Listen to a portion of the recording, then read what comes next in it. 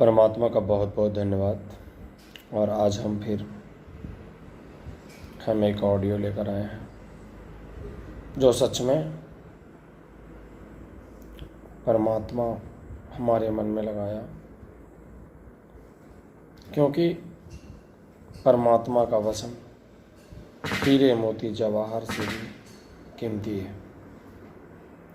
पिता की बातें, परमेश्वर की वचन हीरे मोती जवाहर से भी कीमती है। उसका कोई कीमत नहीं लगा सकता है। परमात्मा की वचन की सामर्थी वचन है ना, क्योंकि जब हम परमात्मा के ऊपर विश्वास करते हैं और उस गुरु जिन्होंने अपने प्राणों को सूली पे गवा दिया और पुनः 3 दिन के बाद जीवित हो गया, मैं उस गुरु को भी बहुत बहुत धन्यवाद करता हूँ। सच में परमात्मा का धन्यवाद कि प्रभु यीशु मसीह जी भी क्या थे? परमात्मा का संतान है ना, क्योंकि वो परमात्मा की संतान होने का अधिकार इसलिए उन्हें मिला कि परमात्मा ने जो जो भी आज्ञा उन्हें दिया उस आज्ञा के अनुसार उन्होंने चला, और उनकी पैदाइश पवित्र आत्मा के द्वारा हुआ। वो कुमारी कन्या के गर्भ से पैदा हुए। तो सचमुच में परमात्मा का धन्यवाद करता हूँ मैं, और उन्हीं के विषय में मैं चर्चा आज करूँगा, क्योंकि पवित्र शास्त्र भी कहता है, जब हम पवित्र शास्त्र प्रेरितों 3:1 जब पढ़ते हैं तो उससे पता चलता है कि परमात्मा का यीशु मसीह जी के द्वारा किस तरीके से उनके चेले लोग भी सामर्थी काम को प्रकट करते थे, किस तरीके से लंगड़ों को चंगा करते थे, किस तरीके से बीमारों को ठीक करते थे। परमात्मा का धन्यवाद है ना, क्योंकि शास्त्र में लिखी हुई बात सत्य है ना। आज उसके लोग पढ़ करके सुन करके आजमा भी रहे हैं, विश्वास कर रहे हैं, उनके जीवन में वो काम भी प्रकट हो रहा है। तो परमात्मा का बहुत बहुत धन्यवाद करते हैं हम, क्योंकि जब हम प्रेरितों का पुस्तक 3:1 में पढ़ते हैं तो लिखा है, पतरस और यूहन्ना तीसरे पहर प्रार्थना के समय मंदिर में जा रहे थे। पतरस और यूहन्ना तीसरे पहर प्रार्थना के समय मंदिर में जा रहे थे, और लोग एक जन्म के लंगड़े को ला रहे थे, जिसको वो प्रतिदिन मंदिर के उस द्वार जो सुंदर कहलाता है बैठा देते थे। क्या करते थे? वहाँ पे बैठा दिया करता था, ताकि लोग आएंगे उसे लोग भिक्षा के रूप में देंगे। और वो लंगड़ा भिखारी क्या करता था? भीख मांगता था।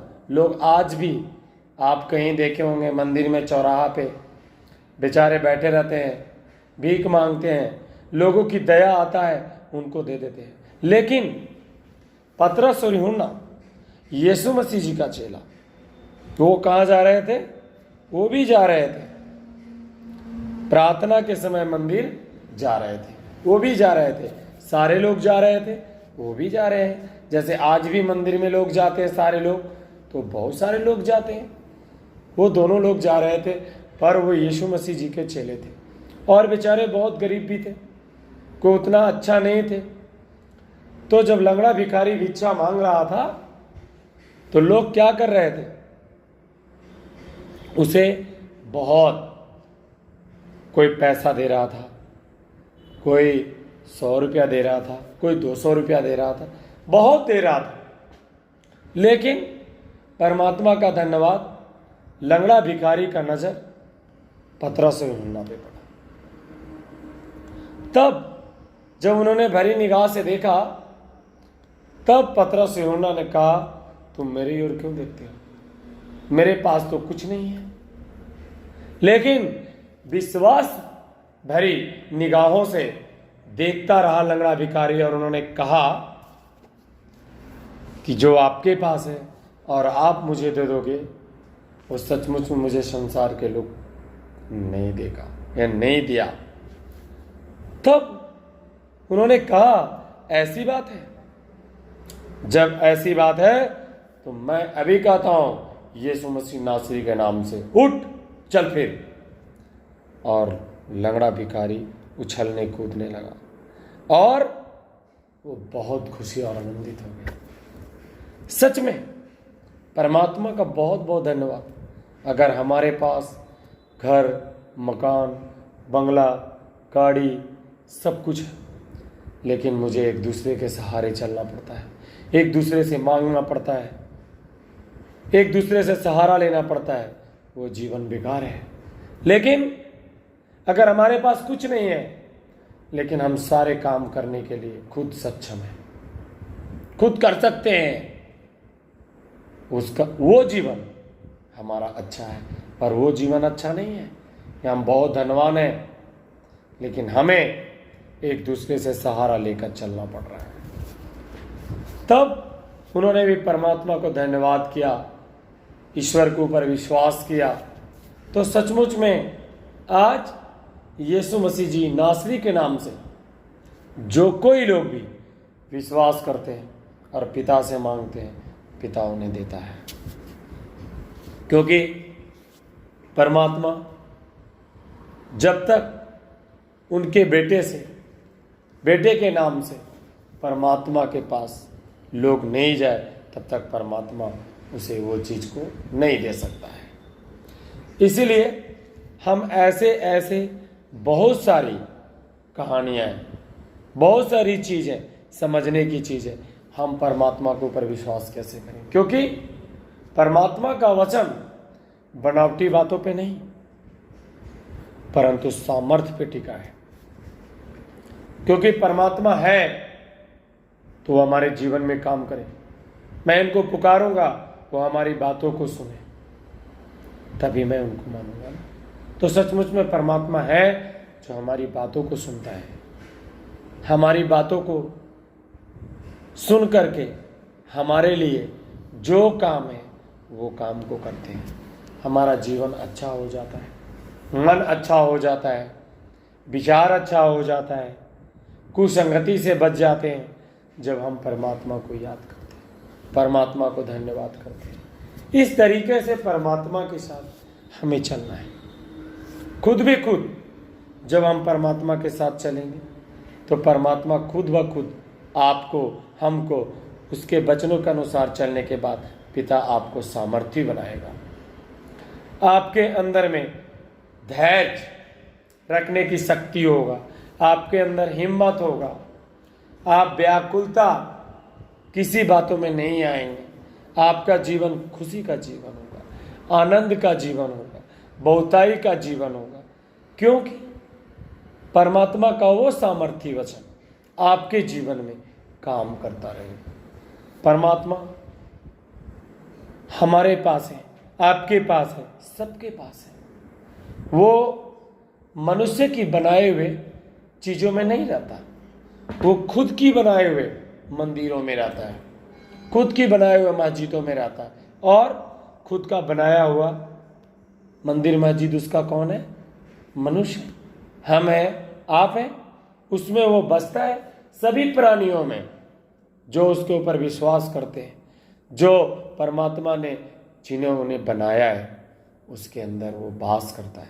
जब भी वो पुकारते हैं दिल से, परमात्मा हमारी पुकार को सुनता है और हमारे जीवन में काम को करता है। तब हम खुश होते हैं, आनंदित होते हैं, हमारे अंदर किसी प्रकार का चिंता नहीं आता है, भय नहीं आता है, सोच नहीं आता है, क्योंकि परमात्मा तो हमारे साथ। क्योंकि परमात्मा कहते हैं, मत डर, मैं तुम्हारे साथ हूँ। परमात्मा हमारे साथ है। मुझे कहीं दर दर भटकने की जरूरत नहीं है, कहीं दौड़ने की जरूरत नहीं है, किसी के पास जाने की जरूरत नहीं है। मनुष्य को केवल परमात्मा के पास जाने की जरूरत है। केवल वो परमात्मा कहता है, मेरे पास आओ हे बोझ से दबे हुए लोग, मेरे पास आओ, मैं तुम्हें विश्राम और शांति दूंगा। सच में परमात्मा, जो लोग सब जगह से थक गए हैं वो ईश्वर की शरण में जाते हैं। परमात्मा उनको जीवन में शांति ग्रहण प्रदान करता है, शांति ग्रहण करता है, उनका जीवन अच्छा हो जाता है। क्योंकि मनुष्य दर दर भटकते हैं, लेकिन जब वो परमात्मा की सामर्थ्य वचन से वो जो विश्वास करते हैं, उनको जीवन को भटकना नहीं पड़ता है, वो परेशान ज्यादा नहीं होते, वो ईश्वर की बताए हुए रास्तों पे चलते हैं, उनका जीवन सुखमय हो जाता है। किसी भी प्रकार का भय नहीं आता है, किसी भी प्रकार के दुष्ट, किसी भी प्रकार का शैतान, किसी भी प्रकार के मनुष्य अगर उस मनुष्य को सताने का प्रयास करता है तो उसे सता नहीं पाता है। क्यों? क्योंकि उदाहरण के लिए हम देखते हैं जिन जिन लोगों के ऊपर परमात्मा का कृपा हुआ है, उन लोगों को विजय प्राप्त हुआ है। आप देख सकते हैं, महाभारत को पढ़े, महाभारत के बारे में आप लोगों ने सुना होगा, समझा होगा कि पांडव कितने थे? थोड़े थे। पर कौरव कितना था? ज्यादा था। पर पांडव की तरफ किसका था? ईश्वर की कृपा था। सत्यवादी व्यक्ति थे, सच्चाई के साथ लड़ रहे थे। जीत उनका हुआ, थोड़ा तो थे पर जीत हुआ, ज्यादा थे पर जीत नहीं हुआ। इसलिए अधिक लोगों को देखकर मुझे डरने की जरूरत नहीं है। हमें परमात्मा की ओर देखना है।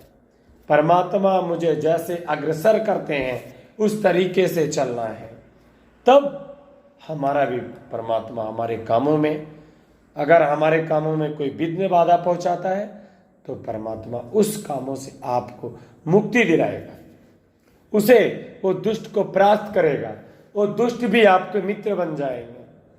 परमात्मा की ऐसी महिमा है, परमात्मा की ऐसी कृपा है, जिससे मनुष्य जो आपके दुश्मन है वो भी आपको हित बन जाए।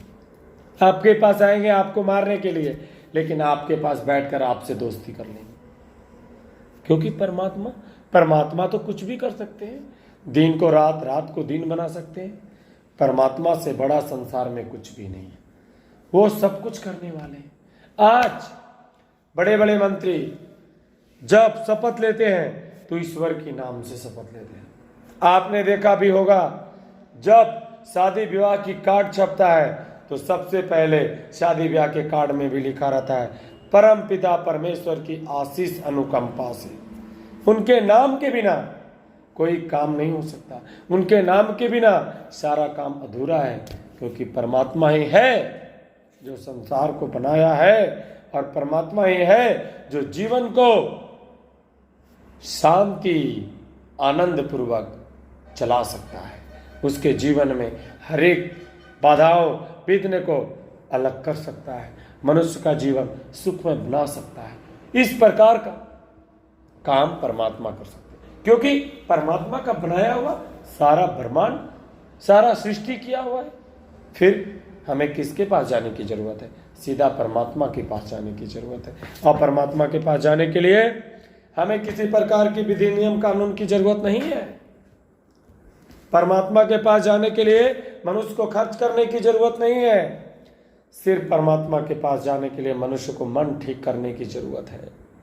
बस परमात्मा आपके दिलों को जानता है, मनों को जानता है, और वो आपके लिए हर एक काम को करता है। क्योंकि परमात्मा को पता है इस मनुष्य का मन कैसा है, क्योंकि कर्म प्रधान है।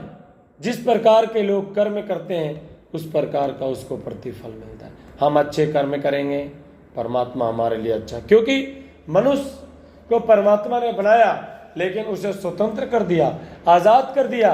कहा जिस प्रकार से जैसे काम करोगे आपको वैसा फल मिलेगा। वो अपने में नहीं रखा, उसे बांध कर नहीं रखा, उसे स्वतंत्र छोड़ दिया। अगर मनुष्य स्वतंत्र छोड़ दिया, इसलिए स्वतंत्र छोड़ दिया, अगर परमात्मा सभी को अपने क्लच में रखते तो फिर पता ही नहीं चलता, सृष्टि ही नहीं आगे बढ़ता। इसलिए मनुष्य जैसे जिस प्रकार के कर्म करते हैं उन्हें फल मिलता है, उन्हें बिल्कुल के बिल्कुल स्वतंत्र छोड़ दिया है। उन्होंने बांध कर नहीं रखा है, जाओ जिस प्रकार का काम करोगे आपके जीवन में वैसा होगा। इसमें परमात्मा का कोई दोष नहीं। लोग कहते हैं मुझे ये परेशानी हो गया, परमात्मा हमें नहीं बचाया, ईश्वर हमें नहीं बचाया। नहीं, आप जिस प्रकार का कर्म करते हो परमात्मा उस प्रकार के फल देते हैं। अच्छे कर्म करने वाले को अच्छा फल मिलता है, बुरे कर्म करने वाले को बुरा फल मिलता है। आप देख सकते हो उदाहरण में महाभारत में कि युधिष्ठिर महाराज सत्यवादी थे, लेकिन थोड़ा सा एक पॉइंट मां बोलने में लोग बुलवाया गया उनसे, जो हिमालय में जब वो गए सारे भाइयों तो मर गए, लेकिन उनका सिर्फ एक कानी उंगली गला था। एक उदाहरण में मैं बता रहा हूं, सोचो सत से मनुष्य को किसी भी प्रकार का परेशानी नहीं आ सकता है। सत कभी पराजित नहीं हो सकता है, परेशान हो सकता है लेकिन कभी वो पराजित नहीं हो सकता है। इसलिए हमें सत्य के साथ चलना है, हमें अच्छा बोलना है, एक दूसरे को मदद करना है, एक दूसरे को सहायता करना है। परमात्मा का वचन इस प्रकार लोगों को सिखाता है।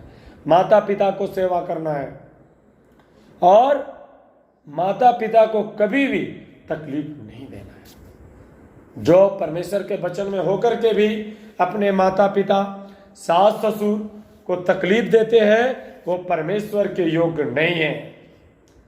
जो अपने माता पिता को सेवा सत्कार नहीं कर सकता है वो परमात्मा की बताए हुए रास्तों पे नहीं चल सकता है।